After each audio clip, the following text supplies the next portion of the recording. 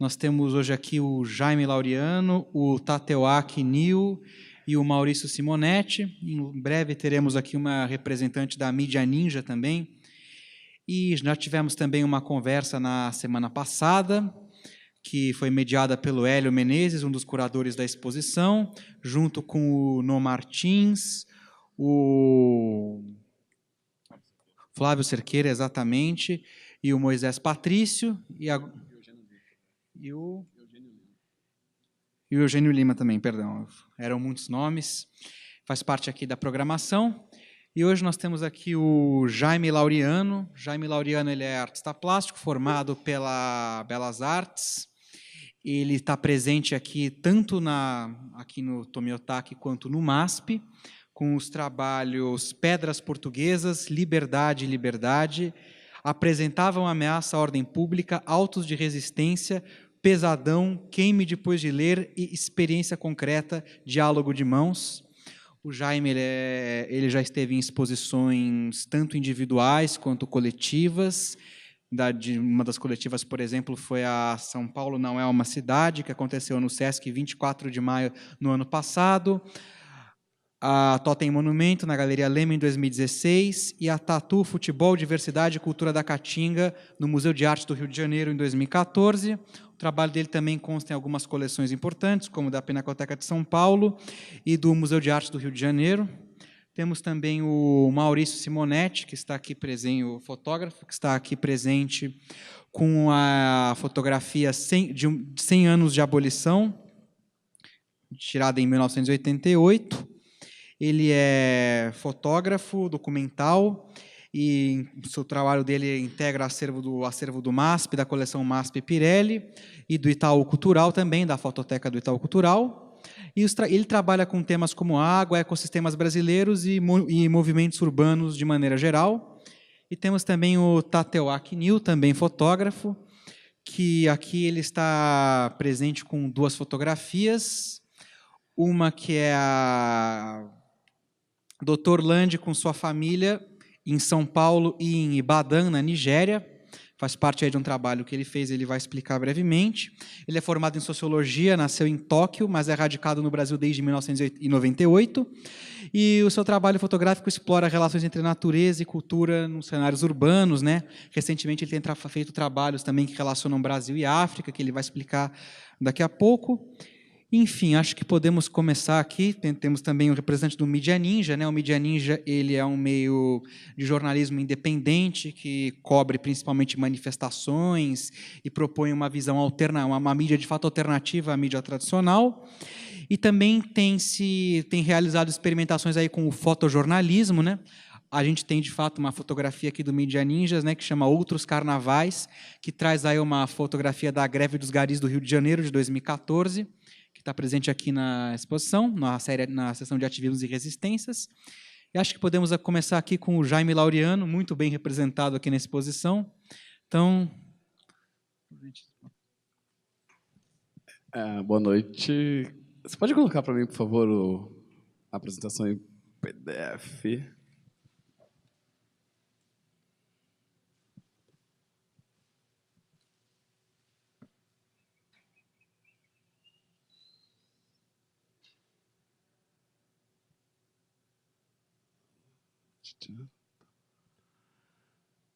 Ok.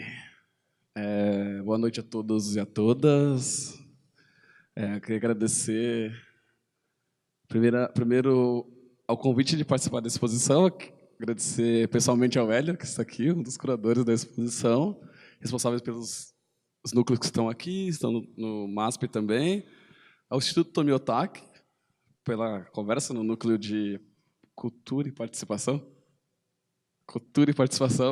e ao Theo Monteiro, que também é na mesa. Eu vou fazer uma breve apresentação dos trabalhos que constam na exposição, porque, para quem viu aqui, conseguiu ver os trabalhos, mas quem não viu no MASP, eu vou também apresentar os trabalhos que estão no MASP e contar um pouco sobre cada peça. Você pode passar a primeira, por favor? Está meio fora de foco, mas dá para ver a peça. Essa peça está nessa sala aqui. Ela é uma peça que chama Experiência Concreta número 1, Diálogo de Mãos. ela é uma peça que surgiu a partir de uma pesquisa em acervos fotográficos dos jornais brasileiros, principalmente acervos de fotografias digitais, que registram casos de linchamentos públicos ocorridos no Brasil na última década, de 2010 até agora. Para mim, esses casos de linchamento eles são muito importantes para pensar a sociedade brasileira, porque no Brasil a gente tem vários recordes negativos, e esse é um deles. A gente é o país que comete mais linchamento no mundo. A gente comete cerca de 1 linchamento por dia, registrado no ano passado. E linchamentos das mais variadas causas, passionais, por crimes, mas sempre são subjugos da sociedade civil para um corpo que está em vulnerabilidade social. Então, são mais do que linchamentos, são justiçamentos populares. E para mim me interessava muito pensar como, não sei se todo mundo conhece, mas ali embaixo, no lado, a última foto do canto inferior esquerdo é uma foto do trabalho da Lygia Clark que chama Diálogos de Mãos, que ela vai fazendo com o Elliot C. com a dança com a fita de Moebius. E me interessava muito pensar como determinadas imagens se repetem em contextos diferentes e querem dizer coisas diferentes. Então, como esse infinito, que é o infinito que estava na mão da Lígia e do Hélio, quando ela é empregada como tipo de nó na mão de pessoas que são justiçadas, ela deixa de ser uma imagem poética, uma imagem bonita, que fala dessa união, desse diálogo, para falar de um outro tipo de diálogo, um outro tipo de união, que, para mim, é uma das maiores possibilidades de partilha do sensível e do comum no Brasil, que é a violência nos espaços públicos. Assim, é um espaço... E acho que os núcleos do Tomiotaki falam bastante sobre isso, sobre como o Brasil foi constituído, fundado na partilha do comum a partir da violência. E que isso é um projeto de opressão e colonial que perdura até hoje. Então, eu quis trazer essas imagens junto com a fita de Moebius, que está na segunda coluna de baixo para cima, na fotografia do meio, e essas imagens, tanto da Lygia Clark quanto desses corpos em serviço, né, como subjugados pela sociedade. E por isso eu quis colocar a experiência concreta, que é para pensar como que essas experiências do concretismo elas podem estar presentes enquanto imagem nessas outras formas de representação do infinito. Você pode passar, por favor? A gente veio para outro trabalho que está aqui no Tomiotaki, na sala da direita, junto com trabalhos da Carol Walker, Paulo Nazaré, Sidney Amaral, no núcleo que fala dos objetos de tortura utilizados pela escravidão e pelo colonialismo brasileiro.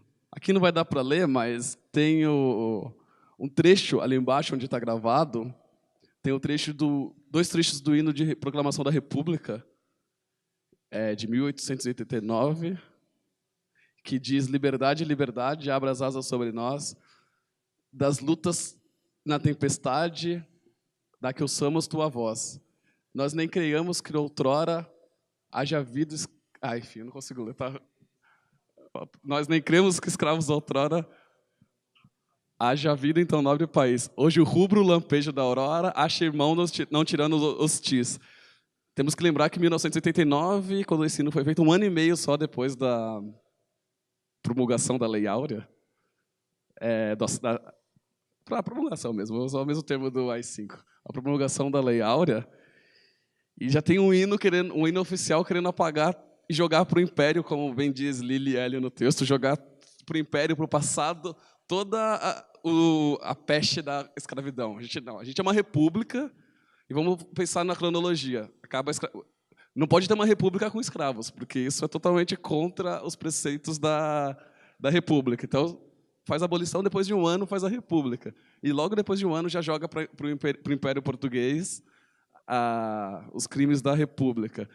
E ali tem uma reprodução de desenhos feitos de um livro dos Estados Unidos, que um ex-capitão do mato, que convertido a abolicionista, vai relatando como se faziam as torturas para corpos que fugiam da escravidão. Então, temos uma coisa de colocar no pescoço, algemas, máscaras, para que as pessoas não fugissem, e mais do que isso, para que as outras pessoas que vissem aquelas pessoas com aqueles instrumentos não tentassem fugir. Então, era mais a imagem daqueles instrumentos do que simplesmente os instrumentos utilizados no corpo das pessoas. Então, eu trago esses dois tempos diferentes para mostrar que os simbolismos que se coloca para não ter escravidão são sempre simbolismos de violência e não de liberdade. E eu uso o título Liberdade, Liberdade para falar disso por conta que a nossa liberdade ela não existe. Ou como alguns historiadores colocam, vivemos num período pós-abolição, não num período emancipatório. Você pode passar, por favor? Sim. Pode passar. Pronto, chegamos para...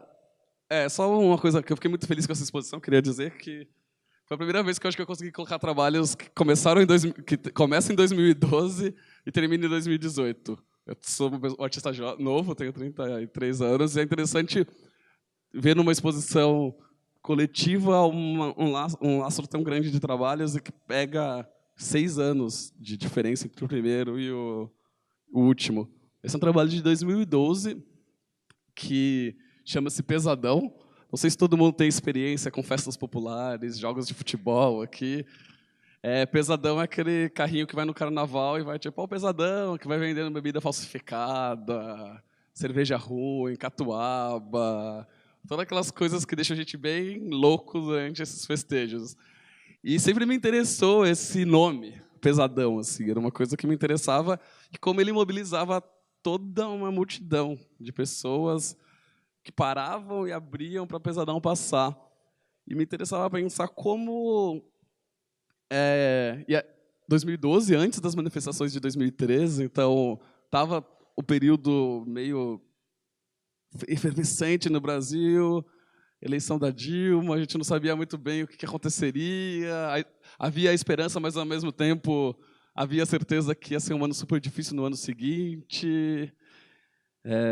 Tudo isso para dizer que o que passava na minha cabeça era como a gente podia pensar uma revolução desde o Brasil, não pensar uma revolução a partir de estudos da Revolução Russa, Revolução Cubana ou da própria ditadura militar brasileira, como a festa, o gozo, a alegria como prova dos novos podia ser a nossa possibilidade de revolução. Então eu resolvi fazer um pesadão que contivesse garrafas de coquetel Molotov dentro.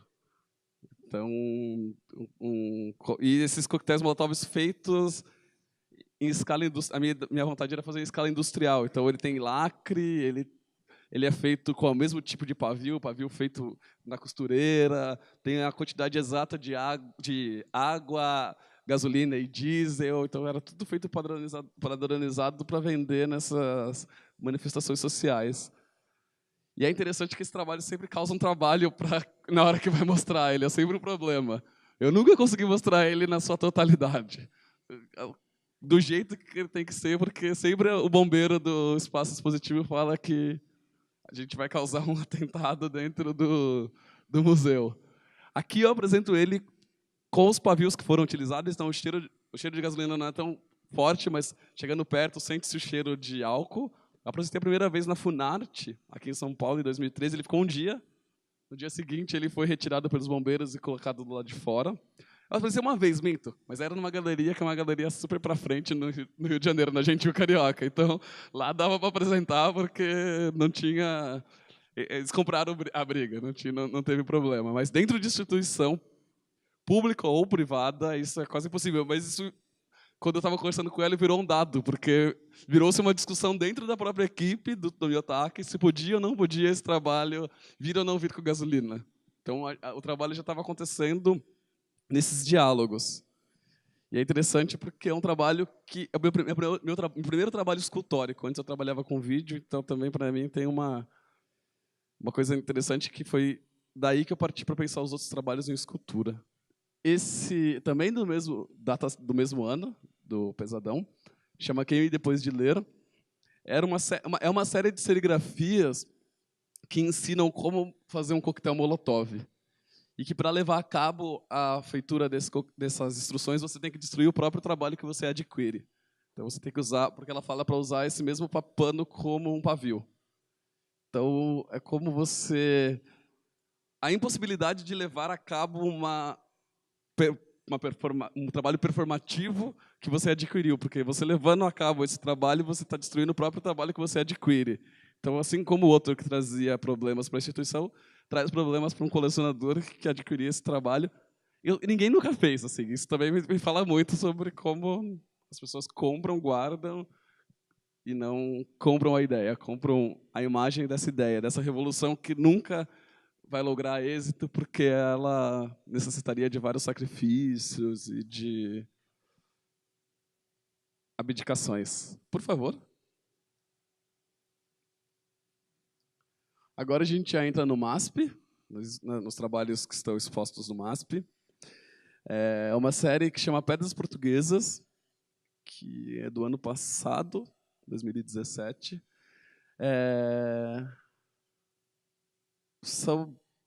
Pode ficar parado na última, por favor? A próxima. No MASP, então, eu apresento 3 desses trabalhos que totalizam 12. A Pedra Portuguesa ela é um assentamento da colonização de Portugal pelo mundo, assim. E comumente eram utilizados de pessoas escravizadas para se fazerem esses calçamentos. E tem uma particularidade aqui no Brasil que esses calçamentos perduram até hoje, só que em condições totalmente precarizadas, saindo as pedras, enfim. E não por acaso do destino, essas pedras são utilizadas nos apredejamentos e nos lixamentos públicos. Que não por acaso do destino, a maioria das pessoas que sofrem esse lixamento são pessoas descendentes de pessoas escravizadas ou de pessoas escravas. Então, como essa pedra, ela carrega um índice de periodicidade muito grande, porque elas foram assentadas por pessoas escravizadas e hoje em dia servem para apedrejar pessoas que são escravizadas. E a pedra portuguesa é um elemento que repete-se muito no meu trabalho. E aqui eu resolvi fazer o nome dos portos do último ciclo, dos mais importantes portos do último ciclo de escravidão no Brasil, antes de ser proibido o tráfico legal de pessoas para trabalhar em situação de escravização. E elas são os tapetes, como parece um capacho, esses tapetes de entrada. E lá no MASP é interessante que Hélio e os outros curadores distribuíram elas em lugares diferentes.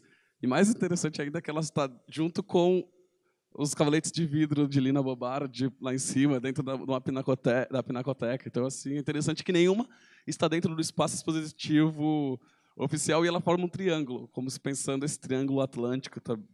Recomendo ir lá porque a curadoria e o desenho expográfico está muito inteligente desse trabalho e dos outros. Pode passar, por favor, para não me estender muito e passar para meus colegas. Outros trabalhos do MASP também. Pode passar esse, o próximo, que é o último. Então, dentro da curadoria, que foi, eu acho que é a única curadoria que tem um curador diferente, que não é a equipe de curadoria inteira, que é a curadoria de Ayrton Heráclito.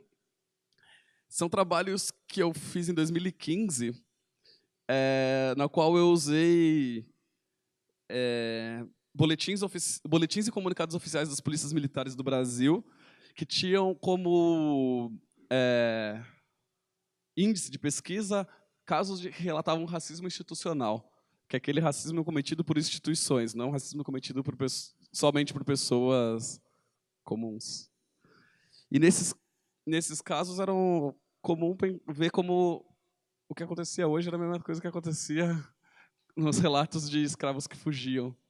Então, para mim, eu peguei isso e fui fazer essas placas que ficam em frente de sítio, sabe? Que são as mesmas placas que ficavam na frente dos moinhos e dos engenhos na época da escravização. E tem pessoas que fazem isso até hoje. Então, eu fui nessas pessoas que têm como ofício esse tipo de entalhe e pedi que elas representassem do jeito que elas bem entendessem cada frase. Assim, eu só dei, tá a frase aí, tu me entrega. E é interessante, aqui só tem 2, mas é uma série em aberto, ainda estou fazendo alguns outros. Tirando esse Autos de Resistência, que é da época da ditadura militar, mas que é utilizado até hoje para tornar legal o genocídio da juventude negra, em especial o genocídio da juventude negra, porque Autos de Resistência nada mais é que o policial militar pode matar quem ele quiser e vai ser enquadrado nos autos de resistência, e ele vai ter julgamento interno e vai receber punição administrativa, ou seja, ele vai ficar dentro da delegacia assinando papel. É quase um prêmio, né? Ele vai deixar de correr risco de levar um tiro para ficar dentro da delegacia, continuando ganhando seu salário. Então, é como o militarismo brasileiro não é uma exclusividade, como algumas pessoas querem colocar, que é uma exclusividade da ditadura militar. O militarismo brasileiro está desde que a primeira caravela chegou no Brasil. Esse estado bélico e armado. Mas também, assim que a primeira caravela chegou, a gente teve a primeira luta por resistência. Também não como querem dizer que a única resistência que tivemos foi a resistência armada à ditadura militar. A gente é um país de violência e de resistência desde que resolveram chamar isso de Brasil. Acho que depois a gente pode conversar mais das perguntas, mas acho para não me estender mais. Muito obrigado.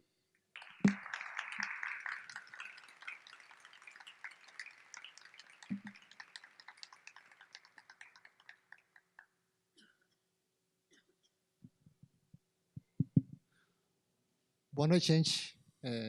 Agradeço por vocês pela presença. Então, a África, para mim, não é questão genética, mas, e, aliás, não é questão de pele ou sangue, mas é uma questão da experiência e memória, porque eu tive minha infância e adolescência e época de estudantil de viver e visitar vários diferentes lugares da África, né? E isso foi fundamental para mim para decidir vir para o Brasil e migrar para aqui. E, em fato, a primeira terra que passei no Brasil foi Salvador da Bahia, e vivi um ano por lá. E, por gosto de fotografia, eu corri atrás das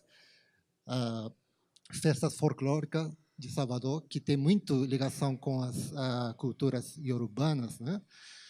Bom, pulando. Bom. E, naturalmente, eu conheci o trabalho de Pierre Verger, que fiquei muito fã do trabalho dele, né? E sempre eu queria criar um trabalho entre Brasil e África, né? E, por sorte, no ano passado eu consegui uma bolsa Zoom do IMS para realizar um projeto do assunto. E eu focalizei no deslocamento das pessoas entre dois continentes, e também montei três trabalhos diferentes, categorizados em passado, presente e futuro, né? E essas são minisséries que eu montei. E realizei uma viagem de 50 dias a partir de dezembro do ano passado para janeiro deste ano, percorrendo essas cidades diferentes, quase sozinho, né? Montando uma lotação, chegando a um lugar que não conhecia, e fotografava os que me interessava, que as arquitetura, se chama arquitetura brasileira. E esse livro, que foi publicado em 1985 pela Mariano Carneiro Cunha, foi a ponta de partida da meu projeto. E o que me surpreendeu foi as imagens do Pierre Verger que contém nesse livro, porque a fotografia do Pierre Verger eu conhecia mais dos vidas cotidianas na rua, ou festas de candomblé, ou mais retratos das pessoas nas cenas urbanas, né? Porque nesse livro contém as fotografias de arquitetura feito pelo Pierre Verger. E, além desse livro, eu entrei em contato com a Fundação Pierre Verger e, generosamente, eles me ofereceram um arquivo de fotografia como referência da minha pesquisa, né? E, bom, que uma terra que não tem Google Maps, nem GPS, então a única referência era a fotografia do Verger, para encontrar com as casas fotografadas quase 40 anos atrás pelo Verger, e andando pela mototáxi ou a pé, e perguntando às pessoas da cidade se eu consegui localizar as casas nas diferentes cidades, né?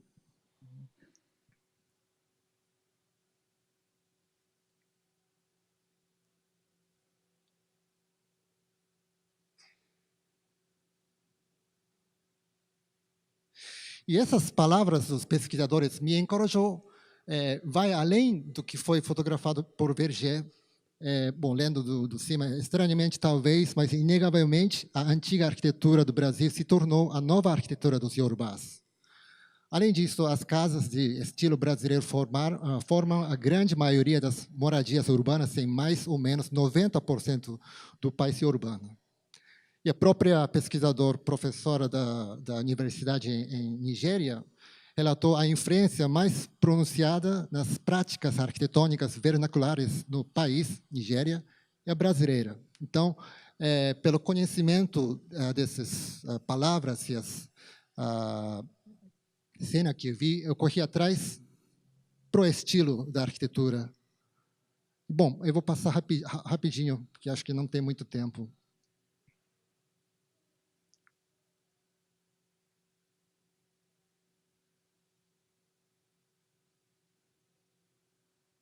Então, essa série da arquitetura brasileira é questão do passado, né? E quando eu fiz uma releitura, eu acho que essas são pais-chave da minha produção. E para ter uma dimensão dinâmica, eu queria produzir o contrário do que fiz sobre a arquitetura. Então, um contrário de documentação, criação, história coletiva, história pessoal, passado, presente, arquitetura homem. E a partir disso eu montei um projeto diferente, mas interligados.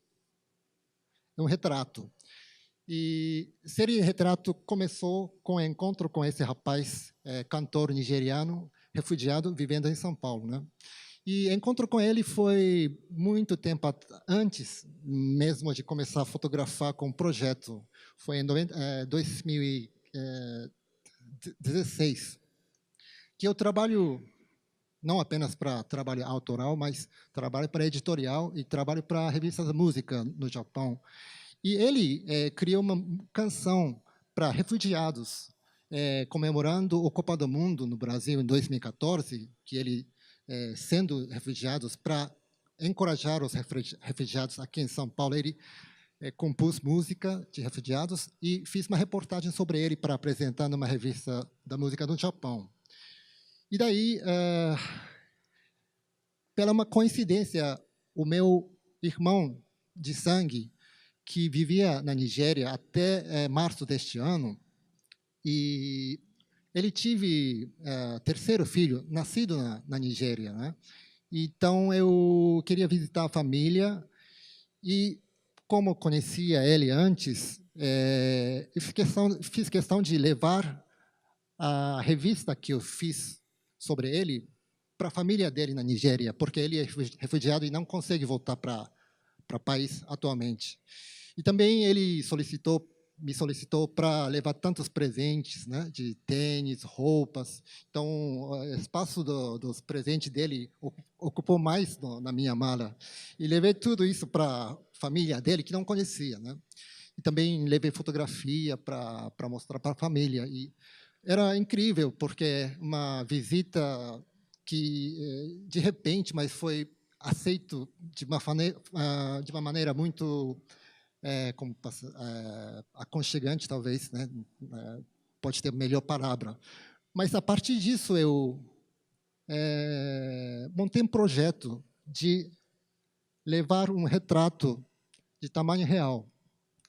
Quando levar a imagem do porte pequeno, desse tamanho, isso relembra de dois momentos diferentes para mim, porque um retrato carregado dessa forma, facilmente a gente lembra sobre os mortes de alguém, né? Então, do morte e presente já tem um tempo diferentes. E pensei na dimensão do tamanho da imagem, aí cheguei à conclusão de levar a imagem fisicamente do tamanho real e pedi para fotografar junto com a imagem dele em São Paulo, na Nigéria. Então, mesmo personagens, mas fotografado nos diferentes lugares. E fisicamente ele está em São Paulo e não consegui voltar para a Nigéria, mas levei imagem comigo para a família. E então aqui estou querendo mostrar intensificadamente o deslocamento de uma pessoa. Ele está aqui, a família está lá. E eu, saindo de São Paulo, levando a imagem dele para a Nigéria. Né? Então, pode ser que é fácil de montar dessa imagem pelo crop de computador, né? Sem levar a imagem tamanho assim, real, mas isso não chega a intensificar a questão de deslocamento. E ela é outra personagem que eu encontrei em São Paulo, que ela é cantora também, e lançou álbum aqui em São Paulo, e hoje também trabalhando como professora de inglês. Visitei a família. E também sacerdote da religião iorubana em São Paulo, na Zona Norte. E visitei a família deles numa cidade e na outra. E esse é um trabalho que está expondo, né, nesse lado da sala, que é um doutor médico, que ele já tinha carreira como médico, mas ele veio para aqui para estudar medicina, para ter doutorado. E ele veio para a família dele, onde ele estudou, na cidade que se chama Ibadan, na Nigéria.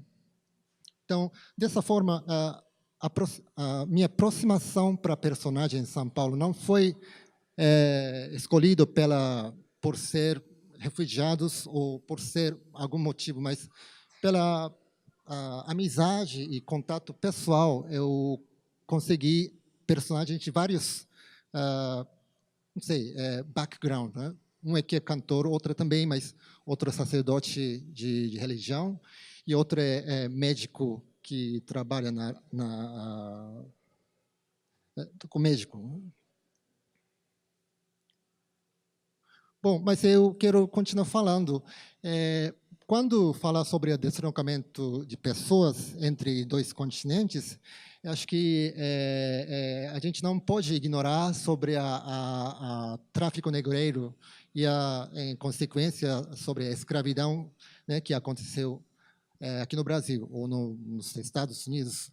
Mas eu, como sendo uma pessoa que não tem ligação de sangue e pele à questão desse assunto, eu acho, para mim, expressar sobre esse tema é quase impossível e, eticamente, eu não permito eu mesmo para expressar sobre essa questão, porque, bom, aliás, nessas salas tem várias obras criadas pela imaginação e observação sobre esse tema, tornou essa imagem para a obra visível. Mas, para mim, quando imaginar sobre essa história, a dor que contém nesse tema é tão profunda e forte, e eu sinto irresponsável caso eu expressar sobre esse tema, né?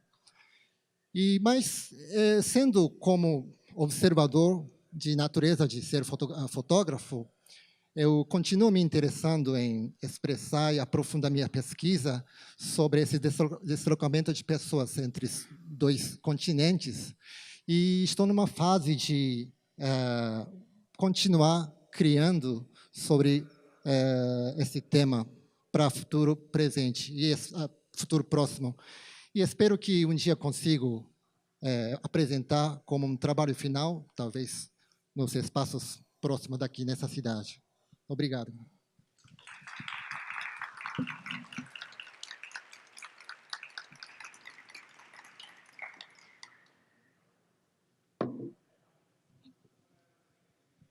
Boa noite, pessoal. Quero agradecer a presença de vocês, quero agradecer também o convite que o Instituto Tomi Otaki me fez, assim como o Neil. A minha história como fotógrafo tem muito a ver com fatos ocorridos na infância, quando eu era criança e o meu pai me levava para pescar na beira do rio Tietê, no interior de São Paulo. tinha jacaré, nas margens tinha macaco, a gente dormia vendo as estrelas e sendo comido por pernilongos, e isso me fez me voltar para a fotografia de natureza, paisagem, e eu tenho aqui uma foto que eu tirei em 1988, foi há muito tempo. Então, acho que não tem como eu contar a história dessa foto sem contar um pouco da minha história como fotógrafo. O próximo cromo, por favor. Na minha família, eu sou o filho mais novo, eu tenho 2 irmãos mais velhos. Do irmão mais velho, eu herdei uma câmera fotográfica. Da segunda irmã mais velha, eu aprendi a gostar de fotografia, porque ela trabalhava numa escola de fotografia que existiu em São Paulo durante muito tempo, chamada Imagem e Ação. Muitos fotógrafos paulistanos, principalmente, passaram por lá. Ela era gerida por um cara também muito importante na fotografia brasileira, chamado Cláudio Feijó. E eu era jovenzinho, tinha uns 17 anos, e eu fiz vários cursos na Imagem e Ação, pagando com trabalho. Então, era eu que diluía os químicos no laboratório, eu que limpava o laboratório, tal, e assim eu fiz vários cursos lá, e num curso, particularmente, eu conheci a Nair Benedicto, que mais tarde foi fundar a agência F4, mas disso eu vou falar um pouquinho mais à frente. Volta. Ainda quando adolescente, o meu primeiro emprego na área de fotografia foi numa loja de foto ali na Vila Mariana. Tirei muita foto 3x4, muita foto para documento, eu que revelava, tal. As unhas ficavam enegrecidas por conta do químico, né? Depois eu fui ser fotógrafo de um hospital. Isso era também fim dos anos 70. Lá eu fui apresentado a um equipamento que na época era novidade, era uma coisa do tamanho. Isso aqui era um aparelho de videocassete, né? Vídeo. E, enfim, aí em 1979, um grupo de fotógrafos formado pela Nair Benedicto, o Juca Martins, o Ricardo Malta e o Delfim Martins, eles decidiram fundar um negócio novo em fotografia no Brasil. Novo porque, na época, um fotojornalista, ou ele era empregado de um jornal, ou ele era desempregado. Assim, essa categoria de freelancer ainda era meio nova, tal. E aí o fotógrafo que fosse empregado, ele era fadado a ceder toda a produção dele para a empresa que o contratava, né? E também o fotógrafo, ele praticamente não tinha nenhum poder de decisão quanto à pauta que ele ia fotografar. E a agência F4 surgiu justamente nesse cenário, com a proposta de fazer com que o fotógrafo fosse o autor e detentor dos direitos das fotos, e fosse também o cara que ia decidir o que fotografar. Isso, na época, foi uma revolução, né? E o tempo mostra que esse processo fez a cabeça de muita gente. O fato é que eu tinha conhecido a Nair na Imagem e Ação, e quando eles decidiram fundar a agência F4, eles me chamaram para ser o laboratorista. Eu fui lá, ainda era na casa da Nair, me pediram para revelar um filme, eu revelei, e aí eu fui aprovado para ser o laboratorista da F4, e isso também foi uma coisa que marcou muito a minha história. Por favor, próximo. Estamos aí em 1979, eu tinha 20 anos, eu trabalhava no laboratório da agência F4, mas era uma época de muita manifestação na rua, era época de governo militar, e o povo já não estava mais afim de conviver com isso, então tinha muita manifestação na rua. Essa aí foi uma delas, foi um ato público pela anistia que teve na Praça da Sé, e essa foto, para mim, é muito emblemática, porque eu estava lá, eu estava de costas para a porta da Igreja da Sé, o pessoal que estava com essa faixa estava na escadaria, e eu estou ali, e, de repente, eu vejo que cai uma pomba aqui na minha frente. Ela caiu e ficou ali meio boba, e ela conseguiu se recompor e voou e pousou nessa faixa. Eu vi aquilo e falei, nossa, que foto legal. E tirei a foto. E, em seguida, eu cometi, acho que foi uma bobeada, um erro, que foi, eu deixei a pomba ali na faixa. Com isso, todos os outros fotógrafos que estavam ali tiraram essa mesma foto. E um deles, o Jorge Araújo, o fotógrafo da Folha de São Paulo, ganhou o Prêmio ESSO de fotografia daquele ano com essa foto. Não com essa foto, né, mas com essa cena. Então, mais tarde, fotógrafos mais velhos, eu aí tinha 20 anos, vieram me falar, Maurício, aprenda essa lição do fotojornalismo. Se você está diante de uma cena incrível e você fez a foto, desmanche a cena, que assim você vai ter uma foto exclusiva. A próxima foto, por favor.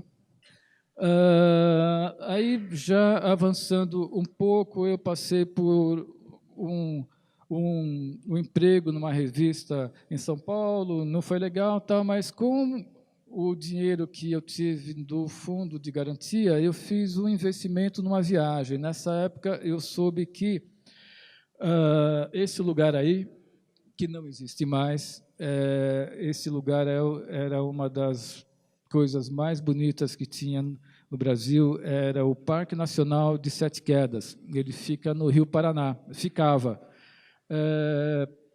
Então, eu saí da revista Isto É, eu comprei um monte de filme e uma lente, pus tudo num fusquinha que eu tinha e me mandei para o Paraná para documentar a formação do lago da usina hidrelétrica de Itaipu e o consequente fim do Parque Nacional das Sete Quedas.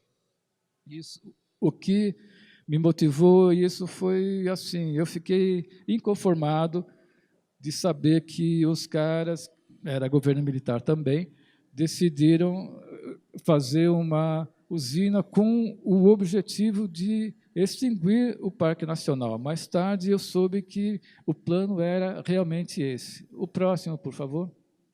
Era um lugar assim que era muito mais bonito que as quedas lá do Rio Iguaçu. E no dia que Itaipu foi inaugurada, eu estava lá como jornalista credenciado e eu tive a oportunidade de presenciar um repórter brasileiro entrevistando a autoridade paraguaia de Itaipu. E essa autoridade foi questionada quanto ao fato de a represa ter sido desenhada para encobrir as Sete Quedas. Por que não pôs um pouco mais abaixo para preservar o lugar? E a resposta do general paraguaio foi que, desde muito tempo atrás, essa região onde ficavam as Sete Quedas era um território de litígio entre o Brasil e o Paraguai. Quando eles decidiram criar Itaipu, eles acharam por bem fazer de um modo tal que encobriria as Sete Quedas, pondo assim fim àquele litígio territorial. Isso eu ouvi, por mais absurdo que possa parecer, eu ouvi do cara falando. O próximo, por favor. Aí, já próximo do fim, foi uma coisa muito triste isso que aconteceu. O próximo, por favor. Não, volta um pouquinho. E apagou, espera lá. Pronto. Ainda nessa viagem que eu fiz para documentar essa tragédia ambiental, acho que a gente pode dar esse nome, e eu tirei essa foto. Essa foto foi de um teste das comportas e ela foi utilizada num livro que foi publicado na França, chamado O Brasil dos Brasileiros, e essa foto foi a capa. Esse mesmo material foi exposto em 84 no Museu Georges Pompidou. E foi por essa época que ganharam intensidade os movimentos operários no ABC.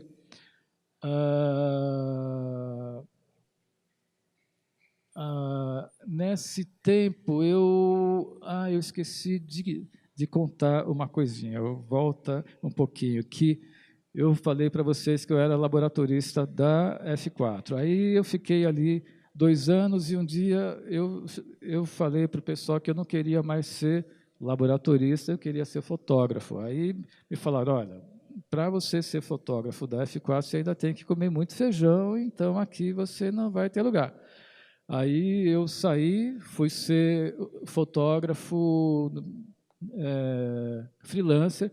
Naquela época era muito fácil ser fotógrafo freelancer, porque nós éramos poucos e tinha muito trabalho, então era bem mais fácil do que é hoje.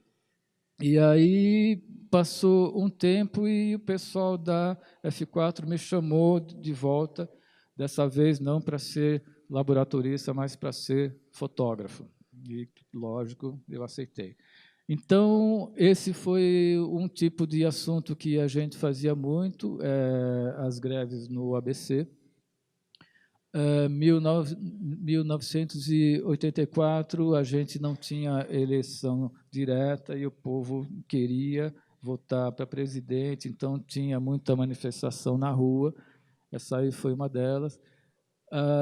Essa foi outra, em abril de 84, eu tirei essa foto lá do alto do prédio da prefeitura.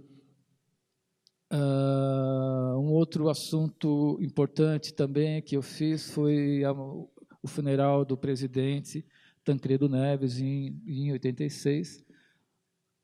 E aí tem a foto que está exposta aqui no Tomiotaki.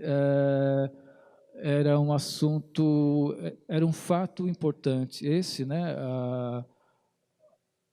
a comemoração dos 100 anos da abolição, e teve aí essa passeata, e eu pus na minha pauta e eu fui lá fotografar. Aí, em 1987, eu tive a oportunidade de conhecer um lugar que no Brasil era desconhecido, um lugar chamado Chapada Diamantina, na Bahia.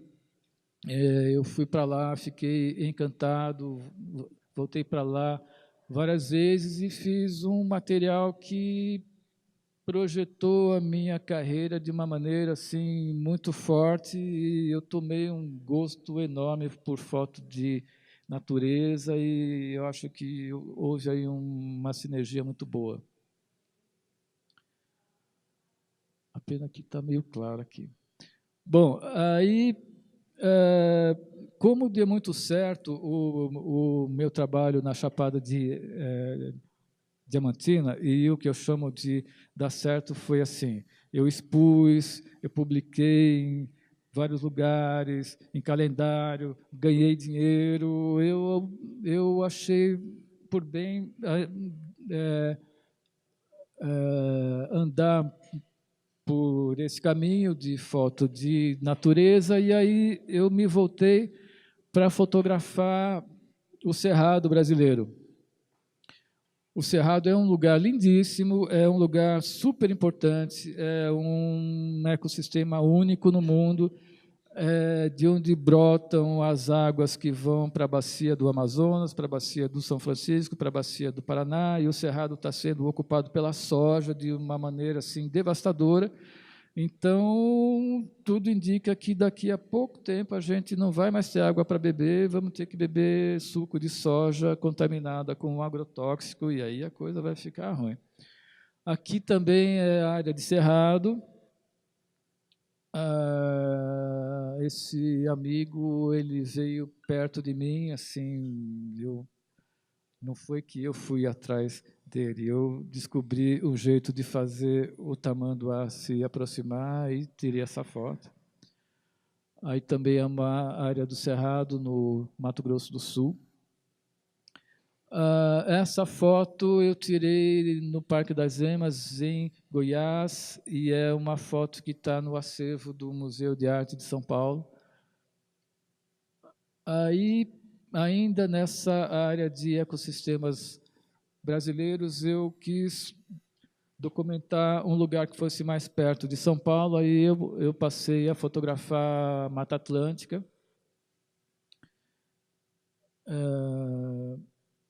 Aí chegamos em 89, um fato importante foi esse sujeito aí, o Fernando Collor, que surgiu na época como um fenômeno eleitoral, né, e que não durou muito tempo, não. Em 92, já teve o povo descobriu que ele estava envolvido numa porção de maracutaia, digamos assim, e o povo foi para a rua para pedir o impeachment dele. Em 94, teve o funeral do Ayrton Senna, que também foi um assunto super importante, documentado. E aqui tem uma foto da poluição em São Paulo. Esse é um tema que também me sensibiliza muito. Poluição de ar, de água, de cidades, né? E não podia deixar de ter uma foto de Cubatão, que durante muitos anos foi considerado o município mais poluído do mundo. Aí pula para 2002, a posse do presidente Lula, não tive como não ir para lá documentar esse fato histórico, né? Aí, em 2006, eu fiz uma viagem para o Amazonas, e um dos objetivos dessa viagem era documentar esse lugar, que é também um resultado de uma coisa mal planejada. Isso é o reservatório da usina hidrelétrica de Balbina.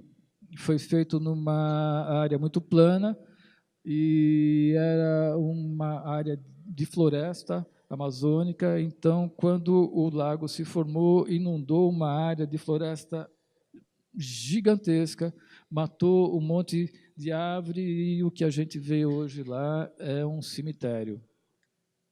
É tenebroso esse lugar, é horrível.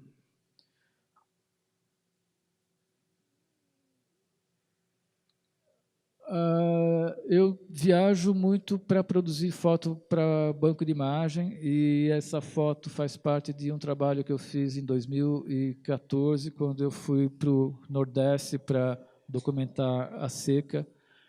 E eu nunca tinha visto, e é impressionante como a falta de água gera pobreza, gera miséria, gera fome. É triste também. Eu nunca tinha visto uma coisa dessa, um bando de cabras fuçando lixo e comendo palha seca, porque não tinha absolutamente outra coisa para pôr na barriga. Eu também aproveito essas viagens para fazer um trabalho mais autoral, digamos assim, não tão documental, que é o caso dessas duas imagens aqui, de um trabalho que eu chamo de Mata Branca. Aqui são uns índios Avá-Guarani, eles moravam desde sempre na beira do Rio Paraná. Eu fiz essas fotos numa viagem que eu fiz ao Paraná, e quando o branco foi chegando lá, ali era um território guarani. Os índios foram sendo sistematicamente expulsos, né? Assim, por exemplo, bem perto daí tem aquele hotel das Cataratas, que fica do lado de onde tem a cachoeira. Ali era um território e uma aldeia indígena. Exatamente onde está aquele Big Hotel, era uma aldeia guarani. Eles foram sendo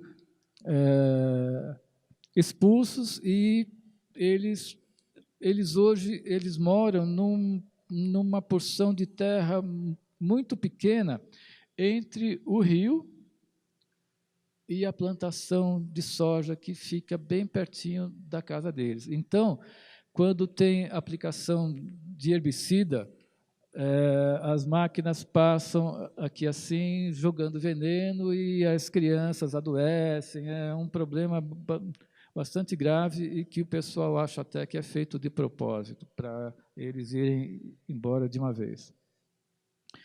Aí, mais recentemente, eu comecei um trabalho em São Paulo, não tão documental como eu sempre fiz como fotojornalista. Aquela foto no foco, aquela foto que mostra, aquela foto que informa. Nesse trabalho que eu chamo de movimentos urbanos, eu me permiti fotografar a cidade e as pessoas do jeito como eu as sentia, assim, sempre em movimento. Elas estão lá numa hora, num outro momento não está. Os prédios estão lá um dia, no outro dia são derrubados para fazer um outro prédio, e eu me permiti isso, a tirar fotos deliberadamente sem foco, deliberadamente tremidas, com exposições múltiplas, que é para dar mesmo a ideia de que a cidade está lá, mas não está. E, para finalizar, em 2015, o mundo tomou conhecimento de um crime ocorrido no interior de Minas Gerais. Eu soube pelo Facebook. Quando eu vi as imagens na TV, eu não conseguia acreditar. Estou me referindo ao rompimento da barragem da Samarco, que aconteceu em novembro de 2015, matou 19 pessoas, destruiu o futuro de outros milhões. E eu não tive como não ir lá para ir fotografar, e eu fiz esse trabalho que eu chamo de Quanto Vale. Eu fui para lá 2 vezes, existe um projeto de um livro, estamos na captura de patrocínio, e mais tarde vocês vão ver o porquê que esse projeto se chama Quanto Vale.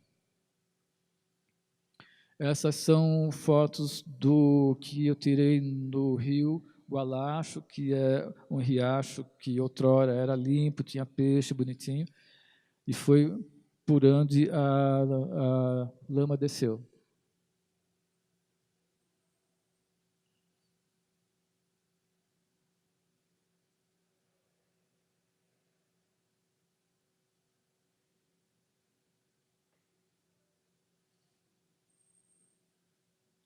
Particularmente, eu acho uma loucura até hoje ninguém ter sido julgado, ninguém ter sido preso.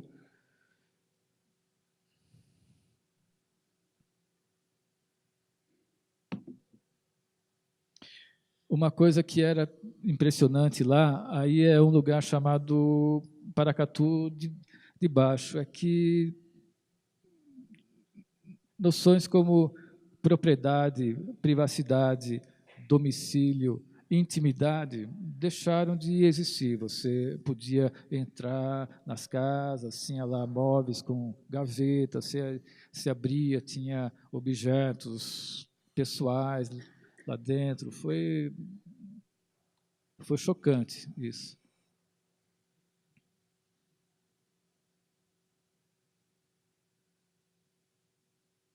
Aqui é numa escola em Paracatu.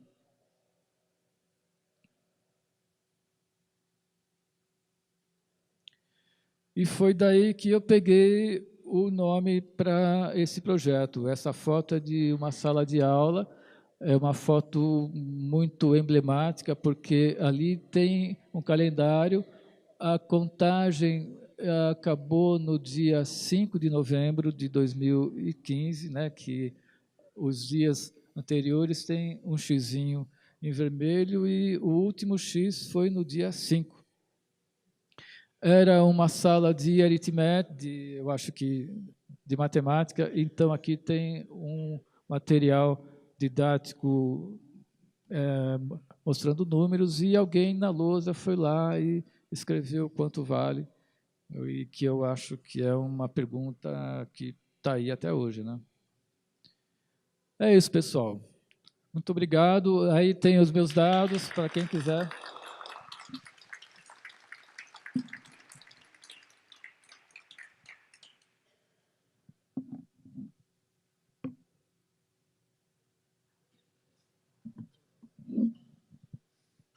Oi.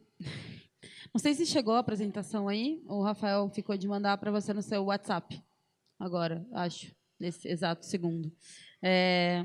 Boa noite, eu sou a Dríade Aguiar. Eu sou fundadora e editora da Mídia Ninja. Eu sou de Cuiabá. Primeiro, eu gostaria de dizer que eu sou de Cuiabá, Mato Grosso. Não sou de São Paulo, não sou do Rio. Inclusive, a Mídia Ninja também não é de São Paulo, não é do Rio. E essa é uma das coisas que eu gosto de começar dizendo, porque, apesar da narrativa ser muito geocentrada, em São Paulo, no Rio de Janeiro, em Brasília, a gente vem do interior. Isso é muito importante para a narrativa que vocês aí, dia a dia, e para a história que a gente conta no nosso veículo.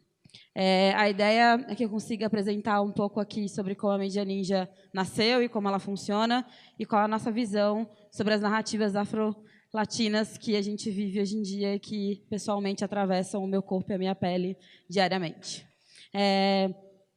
Uma das primeiras coisas importantes para aqui compartilhar com vocês é que a Mídia Ninja, hoje com 5 anos, ela vem de uma outra rede de coletivo chamada Fora do Eixo, que tem esse nome justamente porque a gente nasceu fora do eixo Rio-São Paulo. A gente produz cultura, comunicação e debate comportamento fora dos grandes eixos econômicos, intelectuais, enfim, e culturais. É muito importante que o Brasil e que internacionalmente é referenciado o Brasil. Assim como eu vim de Cuiabá, a maioria dos fundadores da Mídia Ninja vem do interior de Minas, de Rio Branco, no Acre, de Londrina, do Nordeste.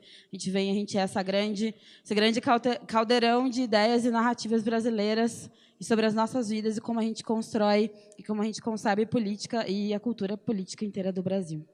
O Fora do Eixo é uma rede de coletivos que trabalha com cultura. Basicamente, a gente faz cultura mesmo. Então, a gente monta festival, a gente sabe montar um palco, a gente sabe montar um festival de cinema, montar um festival de fotografia, de circo, de dança.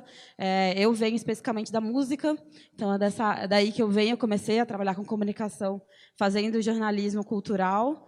Aos 16 anos, era um emprego que toda menina de 16 anos queria ter, porque eu tinha entrada de graça em todas as festas, minha função era escrever sobre elas. Então, eu tinha que, obrigatoriamente, ficar até o fim. Era uma coisa muito chata. Era um negócio muito difícil aos 16 anos.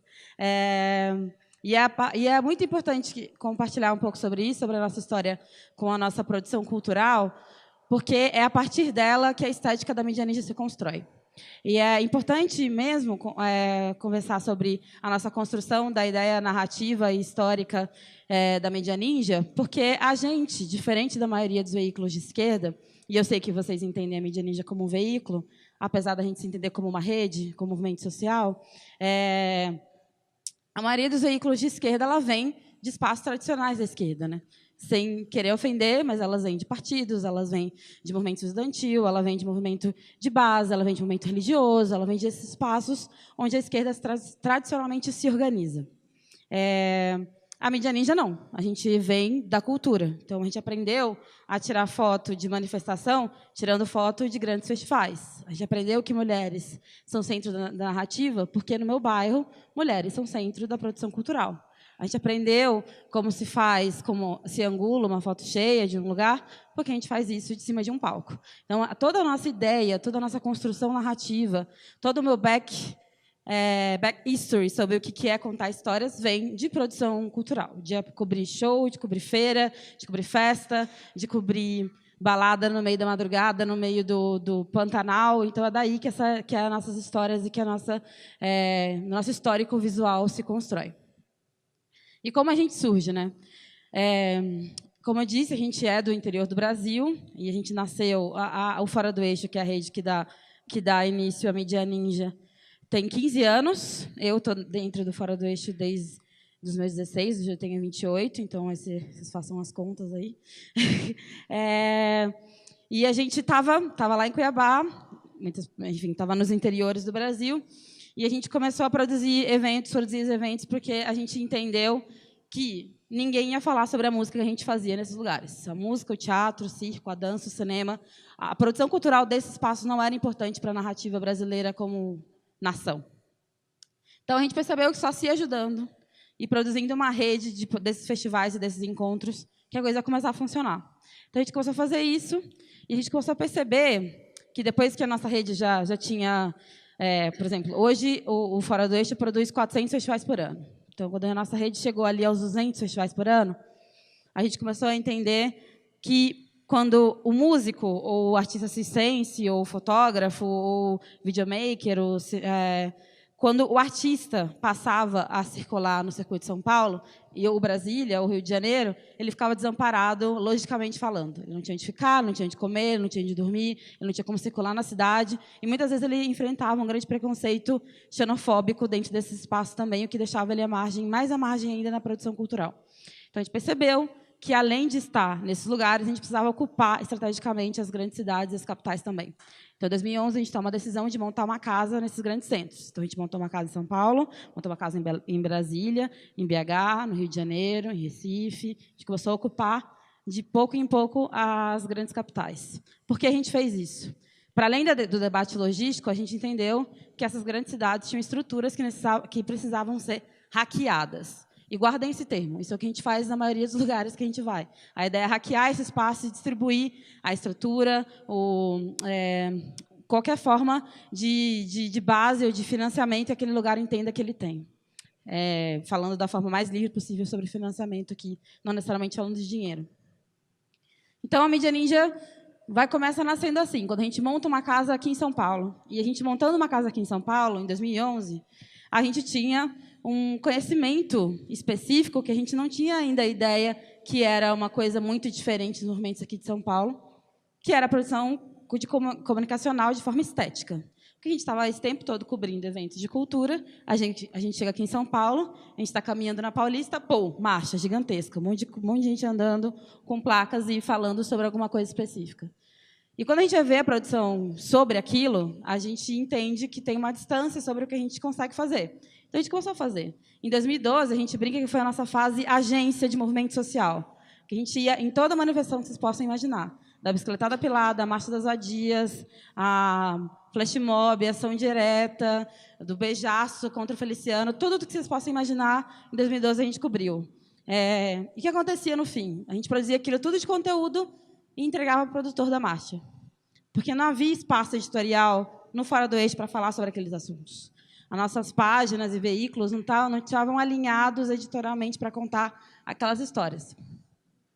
Então, a gente meio que foi uma grande agência de freela por um ano, né? A gente ficou cobrindo marcha, produzindo conteúdo e entregando aquilo para as pessoas.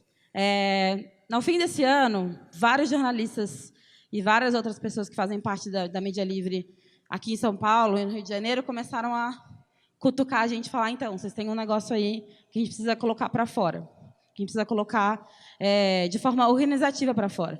De outro lado, a gente, como produtor de conteúdo, agora falando em primeira pessoa mesmo, começou a se sentir levemente incomodado, porque a gente ia nas marchas, a gente conhecia essas pessoas, a gente tirava foto, conversava com elas, produzia vídeo, produzia texto, fazia entrevista, fazia ao vivo, e depois aquela história que a gente viu e que captou e que fez a gente querer ir lá, não ia para o ar.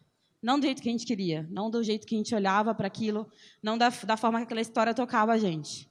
Então, a gente começava a ficar meio ansioso com essa produção de conteúdo que a gente tinha e que não ia exatamente da forma que a gente gostava. E aí, uma das grandes marcos sobre como a gente se organiza também começou a se dar em 2012, que foi a forma que a gente participa de marcha ou de grandes atos, enfim. Aqui falando em São Paulo, que é a maior experiência de interação que as pessoas têm com a gente, a cobertura em tempo real. Que é a seguinte. Em janeiro de 2012, a gente estava caminhando na luz, aí a gente recebeu a movimentação da Cracolândia. Daí a gente falou, bom, temos 1000 histórias para contar sobre esse lugar. Aí a gente resolveu voltar para lá às 5 da manhã. A gente voltou um dia, a gente voltou 2 dias, a gente voltou 3 dias, a gente voltou uma semana, a gente voltou 2 semanas, e com isso a gente produziu uma série de entrevistas contando a história daquelas pessoas. Quando terminou aquilo, quando a gente falou, não, temos uma história, a gente falou, bom, mas agora o que a gente faz? A gente se tornou amigo das pessoas, a gente sabe o nome delas, a gente sabe como ligar para o filho delas, a gente sabe qual a medicação que elas tomam quando elas estão em crise, a gente sabe qual é o programa social que ela está funcionando, a gente sabe por que ela está lá, e agora que a gente terminou de contar a história, a gente vai embora? Então, a gente percebeu que essa conexão jornalística com as coisas não era suficiente para a gente. Que quando a gente se envolvia com a nossa pauta, e é assim que a gente produz conteúdo, as coisas passaram a ser superficiais para a gente. Essa relação jornalística com as pessoas. Então, a gente percebeu e resolveu, a partir daí, a criar um outro tipo de relação com o nosso conteúdo e com a nossa programação visual, enfim, com toda a produção de conteúdo. Então, a partir disso, a gente prometeu e começou a se organizar para que, a partir daí, toda marcha, todo evento, toda organização começasse a ter uma história interna para a gente também, que a gente conseguisse se correlacionar com aquela história de outra forma. Passou 3, 4, 5 meses, a gente passou a cobrir a marcha. E aí a gente ia cobrir essas marchas e começou a rolar uma piada interna que zoava um pouco a gente. Porque, para cobrir a marcha, a gente entendia que cobrir e tirar foto, no nosso caso, era a última etapa da nossa relação naquele processo. Então, aí eles brincavam com a gente. A galera do Fora do Eixo vai lá, ajuda a montar o som, ajuda a fazer a limpeza, distribui água, organiza a frente, organiza atrás, e quando ele dá, eles tiram foto. Para fazer isso, só sendo ninja. Então, começou uma piada um pouco interna sobre a capacidade de produção, muito porque a marcha, para a gente, era um evento, era uma grande parada. Então, a gente entendia aquilo de uma forma mais estrutural do que um ponto de pauta, uma pauta na nossa vida. E, com isso na cabeça, a gente resolveu fazer uma reunião nacional, a gente convocou todos os comunicadores que faziam parte da rede, aqui em São Paulo, e começou a pensar o que a gente fazia com isso. Em 2012, em dezembro de 2012, nasce a Mídia Ninja com esse nome, com essa ideia, com essa proposta. A gente passa os primeiros meses de 2013 pensando um pouco sobre a metodologia disso. Como a gente se organiza, como a gente vai fazer para trabalhar em rede, como a gente consegue equalizar a internet do Amazonas, que ainda é de escada, com a internet de São Paulo, que é a fibra, o que a gente vai fazer, como a gente vai conectar essas pessoas, e principalmente, qual é a nossa linha editorial, que era justamente o nosso trauma anterior, quando a gente produzia esse conteúdo. E a gente ficou com aquilo na mão e ficou extremamente pronto e redondo em março de 2013. Só que a gente ficou olhando um para o outro falando, tá, como é que lança isso? Como é que coloca isso nas redes? Como é que coloca isso na rua? No fim desse mês, a gente foi convidado para participar do Fórum Social Mundial, que aconteceu na Tunísia, em 2013. Não sei se vocês sabem, mas o Fórum começa com uma grande marcha dos movimentos sociais. Todos os movimentos sociais que vão fazem uma marcha que caminha pelas praças da cidade. A gente pensou, bom, se uma das maiores marchas do mundo, com todos os movimentos sociais, não for um fato político suficiente para lançar o Ninja, nada é. Então, a partir disso, o lançamento da Mídia Ninja, dia 27 de março de 2013, com a transmissão ao vivo da Marcha dos Movimentos Sociais no Fórum Social Mundial. De lá para cá, a Mídia Ninja passou por uma série de histórias, né? Não só com essa explosão em junho de 2013, que é como a maioria das capitais nos conhecem, mas antes mesmo disso, a gente fez... Por exemplo, foi nele que a gente lançou o documentário sobre a história da Cracolândia, a gente fez uma série de missões no interior de Mato Grosso do Sul por causa da história dos Guaranis com a Elvaz. Em maio, antes de junho ainda, a gente fez 2 missões que, para mim, são muito simbólicas sobre a produção de conteúdo do Ninja, que foi a missão Marabala, que foi a cobertura em Marabá do assassinato de um casal que defendia as terras e foi assassinado por fazendeiros, e a Filisburgo, que foi justamente o julgamento em BH sobre o massacre de Filisburgo, que foi quando os fazendeiros entraram num acampamento e mataram cerca de 15 pessoas para desocupar aquela terra. E de lá para cá a gente continuou contando essas histórias, de uma série de formas e de uma série de tentativas narrativas, assim. Mas eu acho que tem 2 casos específicos que contam muito sobre a história da mídia ninja. Um sobre a grande história, quando a gente estourou a bolha, que foi em junho de 2013. Se vocês se lembram, obviamente, quem estava aqui em São Paulo vai ter uma memória sobre isso, a manifestação de junho começa com mobilidade urbana, o tema do aumento da tarifa. Junho de 2013 explodiu e tomou outras proporções. Junho começou assim e terminou com um referendo. Começou assim e terminou debatendo uma nova cultura política no Brasil, uma reforma política. Ou seja, as voltas narrativas que junho deu foram tremendas. Quando terminou, quando estava nesse momento, quando a história toda de junho começou a se desenhar de uma forma que era contra o governo Dilma, uma coisa muito interessante aconteceu, que foi, a gente foi muito bem recebido pela mídia hegemônica, pela grande mídia brasileira. Muito bem mesmo, assim. Eu lembro de dar entrevista de horas para a Folha, assim, que virou 2 páginas. E aí a Globo soltava material nosso no Jornal Nacional, uma série de coisas assim. E foi muito engraçado, porque eles tratavam a gente como: tá vindo aí a meninada que vai fazer o jornalismo 2.0, novo jornalismo, etc. E a gente olhando para aquilo e achando muito interessante a forma como eles estavam organizando, a tentativa desesperada de organizar a gente em algum lugar. Tanto deles quanto da academia. Houve uma corrida muito gigantesca da academia também, de fazer uma série de entrevistas. A gente foi muito entrevistado por vários professores tentando entender o que era esse novo jornalismo, mesmo que eles não tinham entendido o que estava acontecendo há muito tempo, que a gente era só um dos expoentes daquilo. Muito engraçado foi o que aconteceu uma semana depois que a gente deu essa série de entrevistas, onde a gente foi entrevistado pelo jornal Roda Viva, pelo programa Roda Viva na TV Cultura. O que aconteceu ali? A gente respondeu uma série de perguntas também da Folha, também do Globo, também de uma série da Veja, e eles entenderam ali que a gente era progressista de esquerda. E isso quebrou uma certa redoma que eles não tinham entendido ainda. Pior ainda foi quando a gente começou a falar sobre o golpe no Brasil. E se vocês olharem, para mim foi uma época muito interessante, que eu sou coordenadora de redes sociais, né? Se vocês olharem os posts que a gente fez durante o golpe e ver os comentários, é uma coisa muito... Eu considero esquizofrênico, mas os comentários eram assim: não acredito, vocês estão traindo, vocês eram de esquerda, que traidores do Brasil, e não sei o quê. Daí eu fico pensando, que erro narrativo que eu fiz durante 2 anos que ninguém entendeu que a mídia ninja é progressista de esquerda e foi descobrindo o golpe que a gente era a favor da democracia.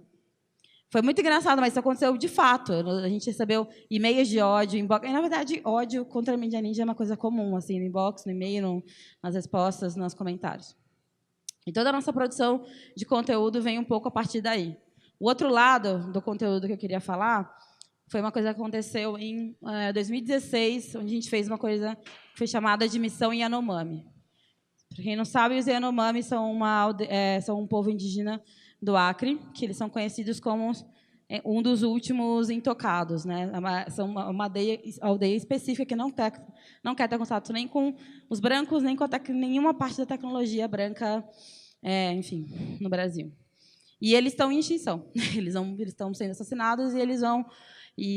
a gente naquela época se contava menos de 200 Yanomamis no Brasil.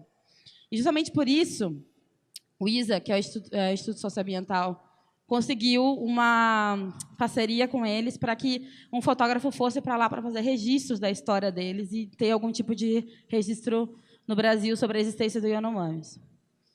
E aí, por conta da nossa atuação com o ISA já há algum tempo, eles perguntaram se a gente não queria ser o fotógrafo que fosse fazer aquilo. Pensa comigo. Os Yanomamis são uma aldeia muito, muito dentro da floresta amazônica, muito distante de Rio Branco, que é a capital do Acre. Boa parte desse trajeto seria feito a pé. A parte do trajeto a pé duraria 5 dias. É um avião até Rio Branco, é um carro até o limite, aí depois são mais 5 dias caminhando de ida e volta. Para fazer isso, a gente olhou bem, é uma grandíssima oportunidade. Como fotojornalistas, é um negócio que é difícil dizer não. Mas olhando para os nossos fotógrafos, a gente pensou, quais deles vão conseguir, de fato, aproveitar essa experiência e não ter uma visão antropológica de estou indo conhecer uma aldeia super exótica e vou tirar uma foto de uma forma distante. Porque, como eu disse para vocês, essa não é a nossa ideia e não é assim que a gente produz conteúdo. Então, a gente olhou para o que a gente tinha de fotógrafo no Norte e escolheu o Cris, que é um fotógrafo de Belém, que já tem produção de conteúdo com os indígenas. E a gente mandou o Cris para lá.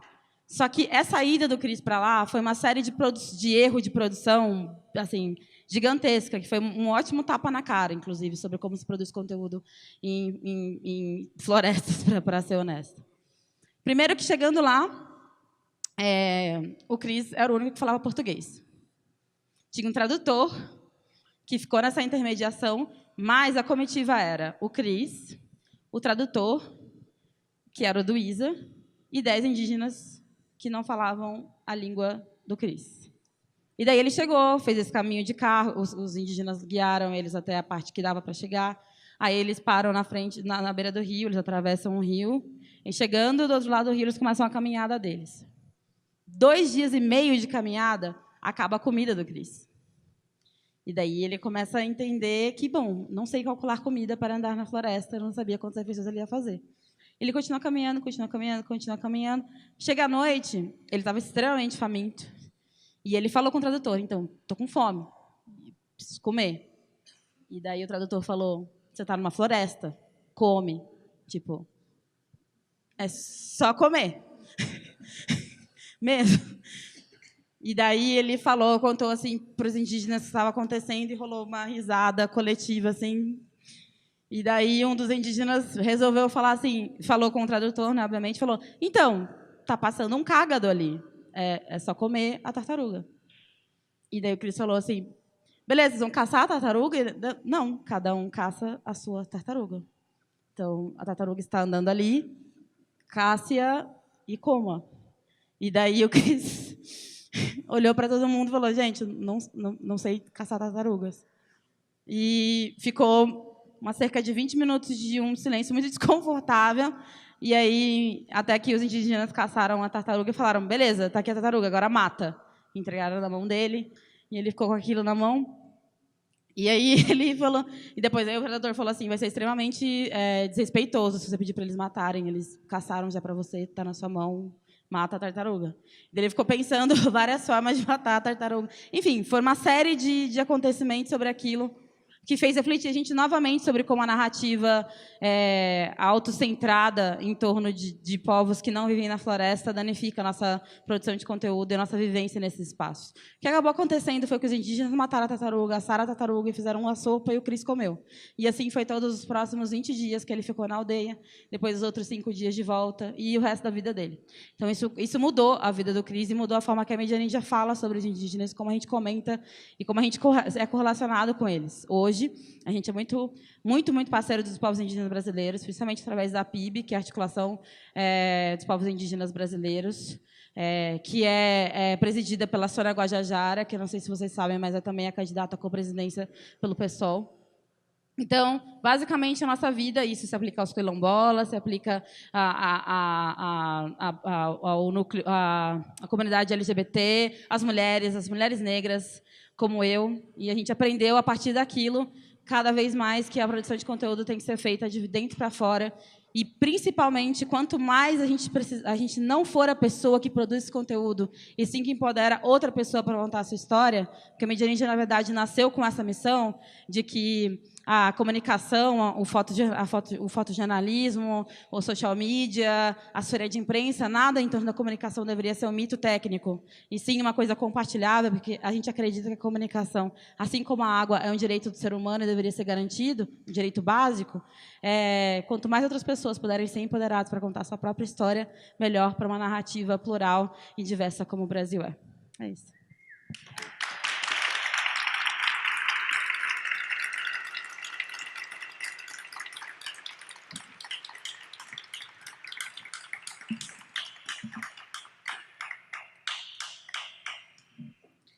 Bom, acho que temos aqui um tempo para perguntas. Se algum de vocês se voluntariar, tiver interesse, é só se manifestar.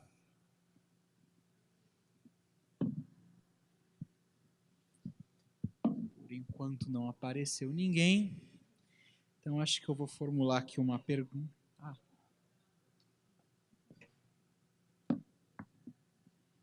Para a Dríade. Vocês são uma rede, você falou bastante em rede e tal. Eu trabalho numa empresa de tecnologia e o conceito de rede para a gente é... Como é que vocês fazem para arrecadar? Como é que a mídia ninja sobrevive? Como é que você acha que a tecnologia podia te ajudar com a arrecadação de fundo?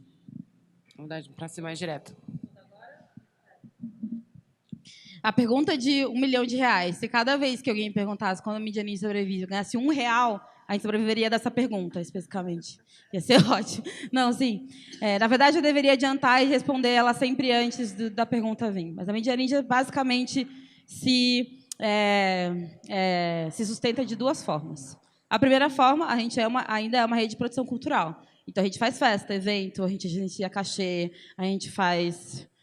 E aí, todo o dinheiro que a gente chama de pagador de conta fixa, vulgo água, luz, telefone, internet, etc., que são as contas que, inevitavelmente, vão bater na nossa porta uma vez por mês, provém da produção cultural que o Fora do Eixo e a Mídia Ninja ainda tem. Então, isso é um outro lado. O outro lado da forma que a gente sustenta vem da doação que as pessoas fazem à Mídia Ninja. Se você entrar nos nossos veículos, tem lá um botão Doe Aqui. O que é importante dizer sobre isso? A gente tem um grande conflito com esse botão específico. Assim. A gente passou anos tentando que ele não existisse. Por quê?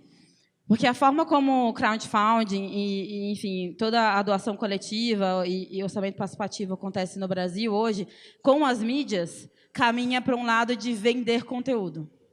Então, você assina ou você doa e você ganha uma coisinha a mais, aí quem doa ganha uma newsletter, blá, blá, blá, blá. Isso tudo fideliza e tem uma lógica de vender conteúdo de comunicação que se aproxima de usar mídia e comunicação como commodity, como produto de uma empresa, que é o que a gente acredita que não deveria ser. Então, a gente tem um pouco de conflito com a doação. Como ela funciona hoje? A doação é livre, não é vinculada com nenhum conteúdo. Ela, geralmente, quando a gente anuncia e pede doação, ela está sempre vinculada a uma grande ação. E a última grande ação que a gente fez, que envolveu crowdfunding, foi a fundação da Casa da Democracia, em Curitiba, que foi uma casa que a gente abriu lá para que todos os comunicadores quisessem cobrir essa fase política que o Lula pudessem ter um espaço, uma casa para morar, e um lugar para ficar, internet, um lugar para poder editar vídeo, etc. E foi a última grande ação que a gente fez, e foi um crowdfunding específico de aluguel de casa, que tinha começo, meio e fim, que tinha uma linha para pagar luz, para pagar internet, blá, blá, blá. Então, isso acontece invariavelmente. Então, essas são as duas formas que a Mídia Ninja se mantém. A tecnologia, talvez quem ouça a gente falar ache que somos fãs irremediáveis. A tecnologia, na verdade, ela é um esqueleto da Mídia Ninja, né? A gente trabalha, de fato, em rede. Então, como é que eu consigo trabalhar em São Paulo da mesma forma estável que eu trabalho em Quixadá, no Ceará, por exemplo? Isso acontece porque a gente tem um sistema de mídia que, através da tecnologia, funciona. A gente tem um sistema de chat de Telegram, a gente tem um sistema de chat de produção de conteúdo em tempo real, a gente tem cartilhas para fazer ao vivo, uma série de conteúdos programáticos mesmo, que é todo feito e baseado na internet. E aí isso acontece de várias formas. A gente tem desde mapeamento de internet livre nas cidades. Então, se você está numa marcha e precisa subir foto, qual que é o próximo ponto com internet livre? É o Café X. E aí isso vai para além na internet. Onde você pode conseguir água e café de graça na sua cidade, onde você pode dormir. Existe uma grande rede de solidariedade em torno da Mídia Ninja para que essas coisas aconteçam. Lembrando que tudo que a Mídia Ninja faz é de forma voluntária. Então, nem eu, que sou fundadora, nem um colaborador que entrou ontem recebe pagamento sobre aquilo. É tudo doação de tempo, é tudo ação voluntária. Então, justamente por isso, a ideia é que, ao longo da sua colaboração, você invista seu tempo, mas não necessariamente invista dinheiro. E, para que isso aconteça, a gente precisa ter uma grande equipe focada em zerar custos e sustentabilidade. Essa área, dentro do Fora do Eixo da Mídia Ninja, se chama Banco Fora do Eixo, justamente pela ideia de simulacro disso. Então, a gente continua, através disso, mapeando edital para comprar equipamento, espaço onde a internet é livre, onde você pode comer, onde você pode dormir. Enfim, existe uma grande rede de solidariedade em torno da produção de conteúdo da Mídia Ninja.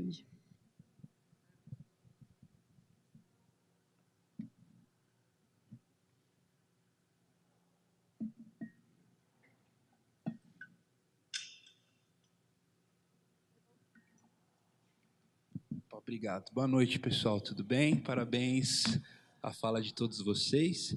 Eu queria perguntar para o Jaime. Tudo bom, Jaime? Boa noite. Jaime, eu gostaria de saber se existe algum tipo de conflito do ponto de vista do seu processo criativo no momento em que você busca no seu trabalho um revisionismo da história do Brasil. Eu queria saber se o seu processo criativo, a sua criatividade, ela entra em conflito com essa necessidade que eu observo na sua produção de se contar uma outra história do nosso país. Como que você lida com essa com o seu poder criativo e esse trabalho desse revisionismo histórico que a gente observa na sua produção?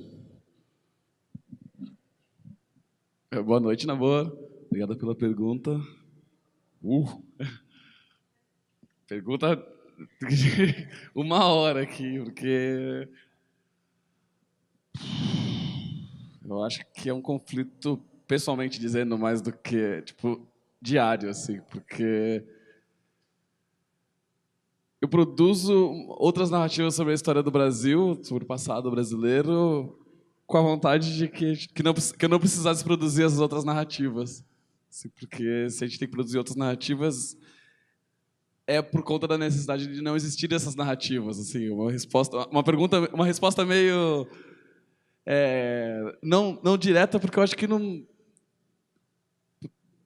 tem uma resposta tão direta assim. Eu acho que produzir novas narrativas é intervir diretamente nos acervos e no sistema de produção de imagens que a gente tem no Brasil, sabe?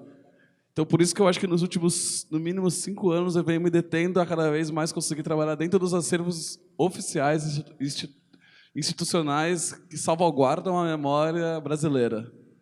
Sim, às vezes eu tenho um conflito direto comigo, porque eu queria falar de coisas que estão acontecendo agora, mas eu acho que a gente tem uma questão do ativismo do Brasil que a gente tem que pensar de um jeito mais plural. Eu acho que isso é um próximo passo para a gente pensar o ativismo do Brasil. Que o ativismo ele opera e ele tem como agência várias agências. E eu acho que as agências de se repensar as políticas de acervo, de se repensar os próprios acervos. E eu acho que Histórias Afroatlânticas é um marco nesse sentido, porque vem colocar essa pergunta: que acervos são esses que a gente fala sobre a história do Brasil? Que produções são essas? É uma pergunta que eu coloco para mim sempre quando eu vou pensar um trabalho. A que serve a construção desses acervos? A que serve a construção do acervo do MASP? A que serve a construção do acervo do MAN? A que serve a construção do acervo da história da Bienal? Se não a perpetuação do projeto de dominação e de opressão. E às vezes é um conflito para mim, porque eu também estou fazendo parte disso. Mas acho que é uma coisa inerente do processo de reconfiguração da história. Mais do que recontar a história, é reconfigurar. E eu acho que eu faço parte. Foi muito engraçado porque eu dei uma entrevista agora com a Sônia Gomes, do MAC, que a gente estava falando sobre a exposição, que talvez a gente seja só o começo de um reconhecimento de uma história de, no mínimo, 100 anos. De luta por reconhecimento de uma outra forma de se produzir, de se contar a história através das artes visuais. E isso é muito difícil, porque você toma uma porrada de tudo quanto é lado. Você toma, ser boi de piranha, sabe? É bem essa expressão. Você cai no lago ali, você está tomando porrada de quem não entende dentro do circuito de arte, de quem não entende dentro do circuito de militância, de quem não entende do circuito de produção de história acadêmica. Você está ali no meio tentando se entender e fazendo, sabe? Acho que eu me entendo fazendo. E só para responder, às vezes eu não gostaria de fazer. Eu sempre termino as entrevistas e as coisas, eu não gostaria de fazer o que eu faço, mas é só o que eu sei fazer. E é mais, sei lá, um missionário, uma coisa assim, porque eu poderia estar ganhando muito dinheiro fazendo artes plásticas de outro jeito, mas não seria eu. Mas eu também gostaria de poder daqui a pouco não falar disso. É meio esquizofrênico, assim, porque ao mesmo tempo que eu quero sair, eu não consigo, ao mesmo tempo que eu quero ficar, tem uma força que quer me jogar para fora. Tá no meio ali numa coisa que é essa zona mole, assim, sabe? Que Não é história, não é arte, não é jornalismo, não é ativismo, mas é tudo isso ao mesmo tempo. E, pô, você se torna uma pessoa pública, você vai mais, tipo, pá, porrada pra caralho. Então, eu tô fazendo, sei lá, tô tentando reconfigurar e me reconfigurar, trabalhar os meus traumas, trabalhar as minhas coisas, e a partir desses trabalhar meus traumas e as minhas coisas, mostrar que esses traumas que eu tenho são traumas também históricos, são traumas totalmente necessários da gente pensar hoje em dia. Não sei se eu respondi. Por nada.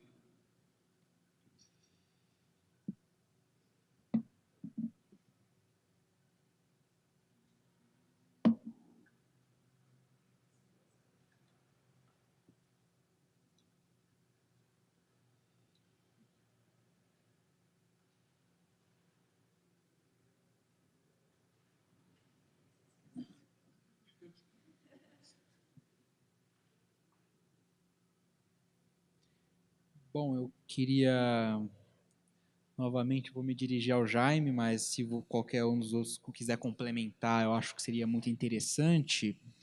Surgiu especialmente das minhas conversas com o Hélio, né? Ele apontou muito isso, mas eu queria ouvir isso de vocês também. Como que a gente vê aqui nessa exposição como um todo muitas imagens datadas do século XVIII, XIX, XVII, até mesmo do XX, muitas obras acadêmicas e muitos trabalhos contemporâneos, seja trabalhos de fato artísticos, seja trabalhos mais documentais, como do Simonetti, como da própria Mídia Ninja, que estão dialogando com esses trabalhos históricos. Como que o Brasil olha para essas imagens da escravidão, essas imagens produzidas durante todo um período colonial? Como que o Brasil contemporâneo olha ou está revisitando essas imagens históricas?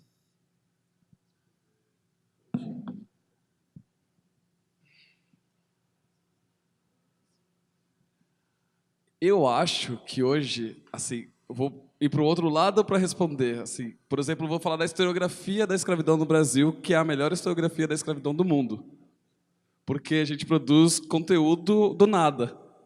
Com registro paroquial, com registro de morte, com registro de casamento, coisa que as pessoas, historiadores dos Estados Unidos, vêm aqui estudar a historiografia brasileira e falam assim, cacete, como vocês conseguem contar a história de um escravo que fez revolução na Bahia, que não era em Salvador, a partir do registro paroquial? Assim, que é a missa, que ele foi batizado. E que, tipo, eu acho que a gente olha para voltar agora, porque a gente olha para as imagens. A gente olha para as imagens tendo que ter criatividade de inventar imagens que a gente nem sabe quais são. Ou destruir imagens que são criadas e perpetuadas até hoje. Assim. Então, eu acho que... Sim, eu tenho certeza, sem medo nenhum de arriscar, a produção artística brasileira que lida com temas da história da escravidão é uma das melhores do mundo, se não a melhor, porque é produzir a partir de quase nada, sabe? É produzir a partir do... E também isso é uma coisa boa. Eu não estou usando isso como uma coisa ruim, porque você pode inventar a história. Tiradentes foi inventado, a imagem que a gente tem de Tiradentes. Por que a gente não vai, como o Dalton fez na exposição Histórias Afro-Atlânticas, da Zeferina e do João de Deus? Por que a gente não inventa? Se não existe, a gente vai inventar do nosso jeito. Em vez de outra pessoa vir inventar de qualquer jeito, a gente pega e inventa do nosso jeito. Você tem um registro sobre as revoluções negras, as revoluções libertárias negras, vamos inventar. Vamos usar da ficção para criar uma nova realidade que daqui a 100 anos vão achar que é verdade, como acham que é a imagem do Tiradentes. Então, eu acho que com muita criatividade, com muita inventividade, a gente vai pautar. E daí não é só as histórias afro-atlânticas, as histórias indígenas, as histórias das mulheres. A gente vai criar invenções, porque toda a história que a gente tem é uma grande invenção. Então, vamos capturar essa invenção e criar antes que alguém capture. Eu acho que histórias afro-atlânticas faz esse trânsito muito importante de mostrar, acho que nessa sala isso fica mais evidente, de mostrar imagens que são criadas por artistas viajantes, ladeadas por imagens criadas por artistas contemporâneos para falar, ó, isso aqui é tão invenção quanto isso. Não é porque isso aconteceu no século XVI ou XVII que não é tão invenção quanto o que aconteceu no século XVIII. Está no mesmo lugar. Ou, como diz Hélio e Lili, vamos politizar as imagens, né? Vamos politizar os acervos, vamos politizar e capturar e inventar. Acho que é a partir da invenção. Não sei se eu te respondi. Acho que a partir de uma visão documental, né, que é uma das vertentes do nosso trabalho, acho que a resposta mais exata, pela minha visão, seria: o Brasil contemporâneo não olha para essas imagens, não se sente relacionado sobre elas. E a partir de uma série de formas, assim. Desde porque eu tenho certeza que, se a gente olhar para a série, para as figuras que têm representadas nessa exposição e colocar roupas de hoje em dia, elas não vão parecer tão anormais assim. Ou seja, existe uma certa falta de correlação com o nosso passado. E agora, eu estou falando do grosso do público que nos acompanha mesmo. Até porque a reação automática de quando se fala de pautas negras demonstra ou uma extrema ignorância sobre a importância daquilo e como aquilo evoluiu ao longo, como a presença negra evoluiu ao longo dos séculos, ou uma tremenda, para ser muito leve, falta de apatia, falta de simpatia sobre esses assuntos. Então, acho que quando não é extremamente neonazi mesmo. Então, existe, para mim, na minha leitura, na minha vivência, sobre quando a gente coloca ou pautas afrocentradas, ou coloca uma pessoa negra como protagonista de qualquer história, eu estou falando de qualquer história. Se eu for fazer uma foto de uma marcha e uma pessoa negra no meio, vai ter comentário sobre isso. Se eu for cobrir uma mesa e eu colocar a foto da pessoa negra falando antes, vai ter comentário sobre isso. Se eu colocar um ao vivo, numa mesa com 15 mulheres, tiver uma mulher negra, vai ter comentário sobre isso. E aí vai ser comentário negativo. Assim, é muito, muito, muito impactante, seja por conta disso, do reflexo da produção de conteúdo positiva que a gente faz, e seja pela forma que a gente é acessado com conteúdo negativo. A parte mais opressiva do meu trabalho, como social media da Mídia Ninja, é receber denúncia. Eu passo 80% do meu tempo atendendo denúncia dentro da Mídia Ninja.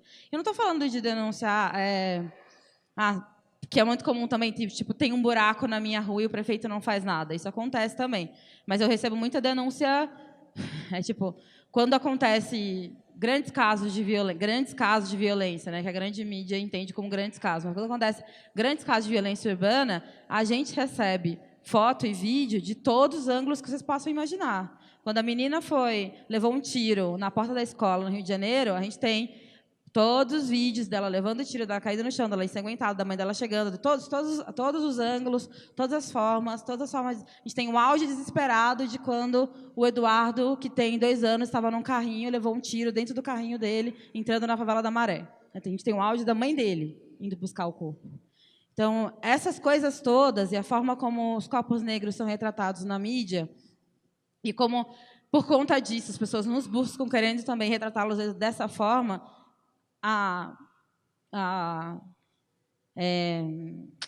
reflexão que eu tomo disso existe uma não visão em torno do que foi a escravidão no Brasil, existe uma negação histórica sobre o que aconteceu, isso se reflete na produção cultural, na produção de conteúdo, na política pública brasileira, na forma onde os negros são colocados na sociedade, sobre que população que está encarcerada em massa, sobre que população é tirada dos seus direitos reprodutivos. Então, para mim, a minha análise em torno da produção de conteúdo, da interação com o conteúdo negro que a Mídia Ninja faz existe uma não visão em torno da história negra no Brasil. Olha, eu não consigo responder diretamente a sua pergunta, mas surgiu uma pergunta na minha cabeça. Sim, acontecendo que nem a exposição dessa dinâmica sobre os afrodescendentes e cultura afro no Brasil. Mas pode ser que a minha ignorância, mas por que não existe outra resistência do lado das indígenas? Pode ser minha ignorância, mas nunca vi exposição de resistência ou contra do lado do indígena pelas artes, que eu sinto falta dessa parte. De minha parte, o que eu tenho a dizer é assim: eu não tenho muitas informações sobre essa questão, mas o que eu vejo é que as minorias étnicas, e negro não é minoria, mas assim é meio que visto como, né? Ele não está na mídia, né? Assim, Então, eu acho que o brasileiro não vê, mesmo sendo uma população majoritária no Brasil. E eu acho que a moça aqui da Mídia Ninja já deu o recado direitinho.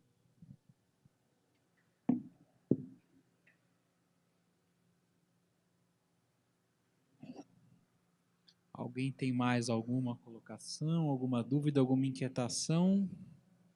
A hora é agora.